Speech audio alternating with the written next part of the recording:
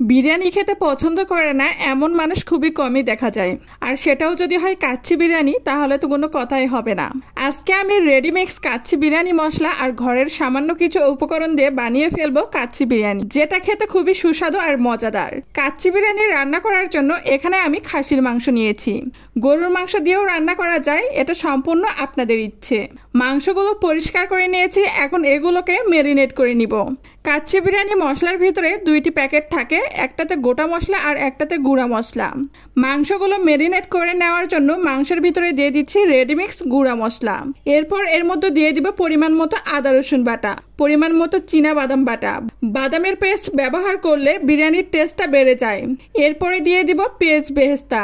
এরপর দিব 1 টেবিল চামচ ঘি, 2 টেবিল চামচ পরিমাণ সয়া সস, 8-10টা কাঁচামরিচ, 1 টেবিল চামচ জিরার গুঁড়ো, 2 টেবিল চামচ লবণ, 1 টেবিল চামচ গুঁড়া মরিচ, 6-7টা গোলমরিচ, 6-7টা সাদা এলাচ, 6-7 টুকরো দারচিনি, আর এখানে 3-4টা তেজপাতা ছোট করে কেটে দিয়েছি। এরপরে দিব 6-7 পিস কিশমিশ।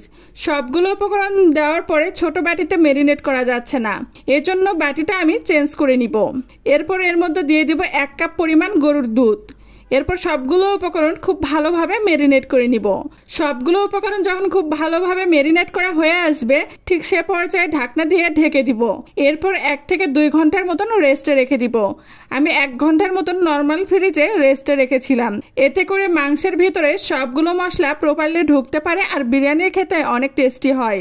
আর এইদিকে বিরিয়ানির চালগুলো খুব ভালোভাবে পরিষ্কার করে ধুয়ে নিয়েছি, এখন এগুলো সেদ্ধ উঠিয়ে দিব। আর চালগুলো সেদ্ধ করার জন্য একটা পাতিল চুলার উপরে উঠিয়ে দিয়েছি।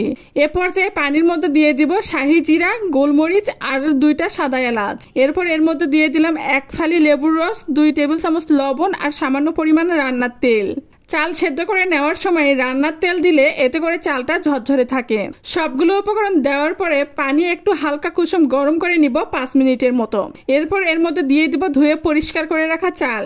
চালগুলো আমি 70 থেকে 80% মতন সেদ্ধ করে নিব। আর এইদিকে কাচ্চি বিরিয়ানির জন্য আলু কেটে রেখেছি।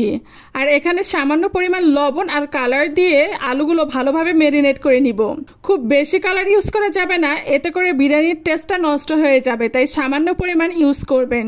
ম্যারিনেট করা হয়ে আসলে এগুলোকে ভেজে নিব।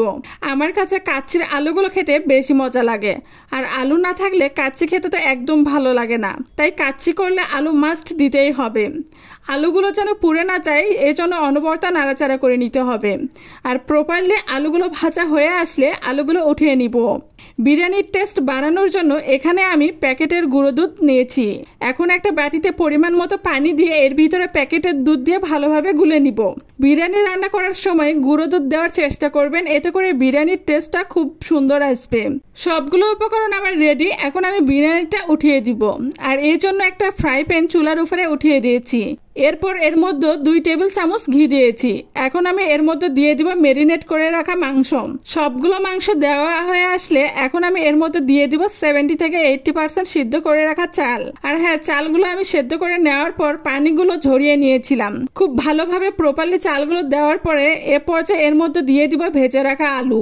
সবগুলো আলু দেওয়ার পরে এখন আবার এর উপরে সেদ্ধ করে রাখা চালগুলো দিয়ে দিব।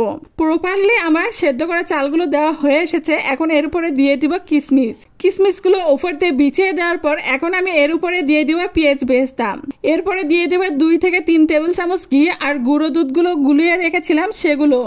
সবগুলো উপকরণ দেওয়া আমার হয়ে এসেছে।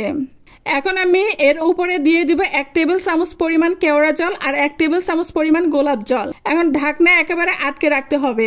আর এর জন্য ময়দাগুলো গুলিয়ে নিয়েছিলাম, সেগুলো চারিদিকে লাগিয়ে ঢাকনাটা লাগিয়ে দিয়েছি।